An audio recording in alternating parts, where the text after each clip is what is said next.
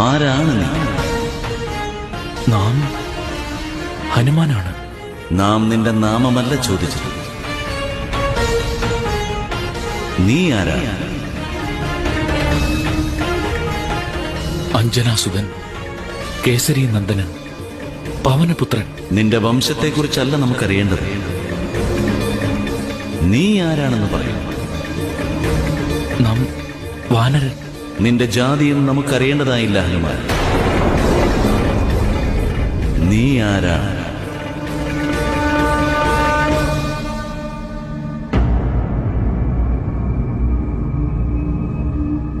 നമുക്കറിയുകയില്ല പ്രഭു.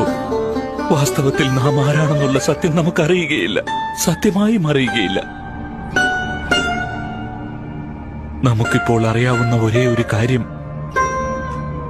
നാം സ്വയം ഒരു അജ്ഞാനിയാണെന്നത് മാത്രമാണ്.